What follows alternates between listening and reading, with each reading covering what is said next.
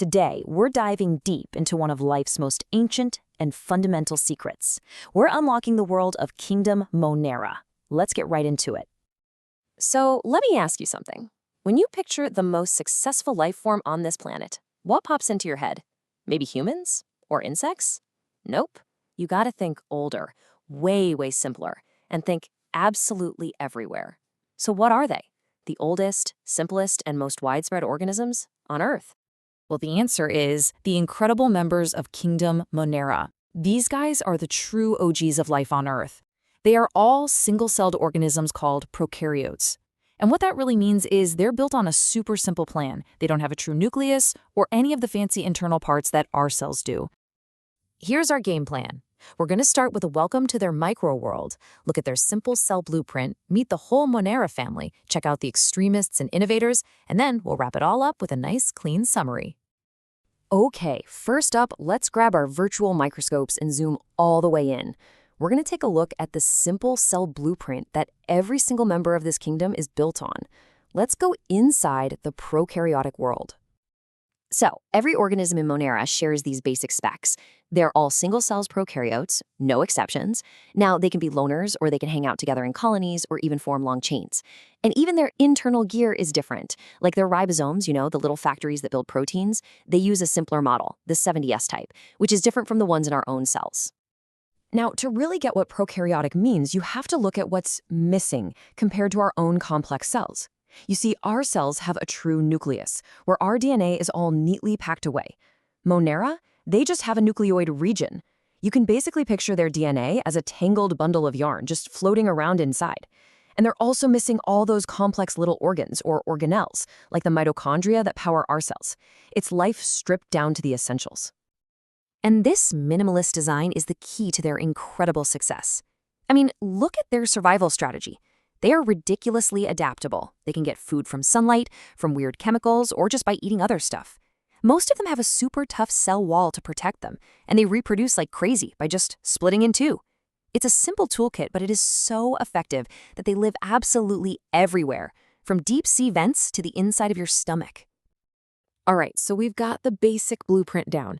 Now, let's zoom back out a little bit and meet the family.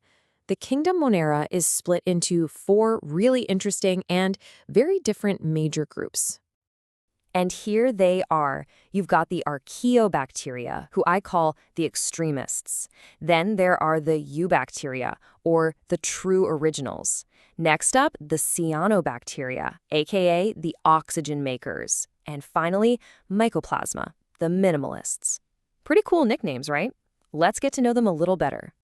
So yeah, let's take a closer look at these extremists, originals, and innovators. I promise you, each one of these groups has a wild story to tell about how it survives and the role it plays on our planet. First up, the archaebacteria. Think of these as the ancient ones, the true masters of surviving in places that would kill just about anything else. You've got methanogens, which pump out methane gas and live in places like a cow's gut.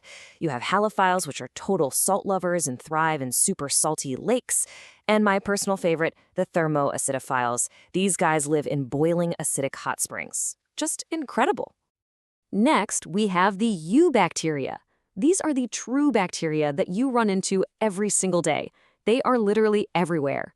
And sure, some of them can make you sick, but a whole lot of them are actually super helpful. Like the lactobacillus that helps turn milk into yogurt, that's one of them. Okay, now for the ones that completely changed our world, the cyanobacteria. People call them blue-green algae, but don't be fooled, they're definitely bacteria. And here's their amazing story. Billions of years ago, these tiny organisms started doing photosynthesis, and in the process, they pumped our atmosphere full of the oxygen that you and I are breathing right now. They literally terraformed the planet, making complex life possible. And finally, we have the minimalists, the mycoplasma. And get this, they hold the official title for being the smallest known living organisms on the entire planet. What's also really unique about them is that they don't have a cell wall like most other bacteria do. This can actually make them a bit of a problem, because some species can cause things like pneumonia in people. Phew.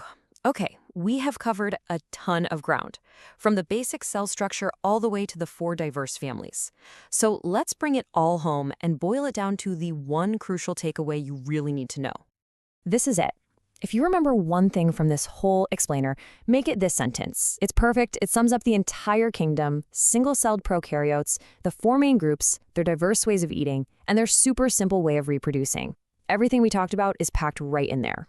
So when you think about it, Monera aren't just some primitive footnote in the story of life. They are an unbelievable evolutionary success story. They have dominated this planet for billions, with a B, billions of years longer than we have. And it really leaves you with a question, doesn't it? What can their simple, timeless, and ridiculously successful design teach us about what it really means to survive and adapt? Thanks for joining this explainer.